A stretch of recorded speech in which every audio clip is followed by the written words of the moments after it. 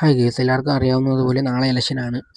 അപ്പം election result വരുന്നതും കാത്തിരിക്കുകയാണ്. പക്ഷേ ഏറ്റവും വലിയൊരു എക്സൈറ്റ്മെൻറ്റ് എന്തെന്ന് വെച്ച് കഴിഞ്ഞാൽ, മുമ്പ് ഒരു ഇലക്ഷനില്ലാത്ത കുറേ തരത്തിലുള്ള ബെറ്റുകളും കാര്യങ്ങളൊക്കെ ഈ ഇലക്ഷന് നമുക്ക് കാണാൻ കഴിയുന്നുണ്ട്. അഖിൽമാരാർ ജയിക്കുകയാണെങ്കിൽ ഏതോ ഒരു പുള്ളിക്കാരൻ അടിവസ്ത്രം ഇട്ടുകൊണ്ട് ഓടുമെന്നൊക്കെ പറഞ്ഞ് ഇൻസ്റ്റഗ്രാമൊക്കെ തുറക്കാൻ പാടില്ല, അത് തന്നെയാണ് ഫുള്ളും.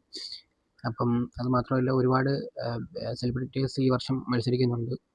ഈ BJPയിൽ തന്നെ അഖിൽമാരാർ, അതുപോലെ റോബിൻ, പിന്നെ വേറെ ഏതൊരു പുള്ളിക്കാരി, പിന്നെ ഒരു തൃശ്ശൂർ അങ്ങനെ അങ്ങോട്ടുള്ള ഏതൊരു, അങ്ങനെ ഒരുപാട് പേരുണ്ട്.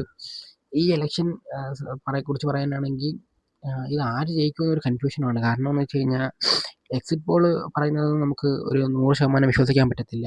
കാരണം എക്സിറ്റ് പോള് പല സമയത്ത് പലതൊക്കെ പറയും, അതൊന്നും സത്യമാവണമെന്നില്ല. എന്നാലും എൻ്റെ ഒരു കാഴ്ചപ്പാടിൽ പറയുകയാണെങ്കിൽ BJPക്ക് ചാൻസ് ഉള്ളത്, എൻ്റെ ഒരു ഇതിൽ 2 സ്ഥലത്ത് BJPക്ക് നല്ല ഹൈ ചാൻസ് ഉണ്ട്.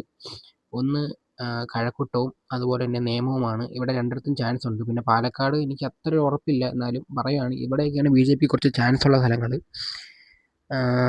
ഇതിൽ എനിക്ക് പക്ഷേ നേമത്തിൻ്റെ കാര്യം എടുത്ത് നോക്കുകയാണെങ്കിൽ ശിവൻകുട്ടി സാർ അത്യാവശ്യം നല്ല രീതിക്ക് ഒരു മന്ത്രി എന്ന നിലയിൽ ഏറ്റവും നല്ല രീതിക്ക് പെർഫോം ചെയ്തിട്ടുള്ള ഒരു മന്ത്രിയാണ്.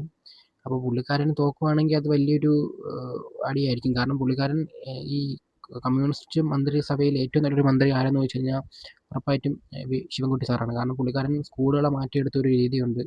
നമ്മൾ പണ്ട് കാണുന്ന ഇപ്പോൾ സ്കൂളുകൾ ഹൈടെക്, സ്കൂളിലെ ഭക്ഷണ രീതികൾ എല്ലാം കൊണ്ടും നമ്മുടെ കേരളത്തിൽ ഏറ്റവും നല്ലൊരു മന്ത്രി ആരെന്ന് ചോദിച്ചു കഴിഞ്ഞാൽ ശിവൻകുട്ടി സാറാണ്, അത് ഉറപ്പാണ്.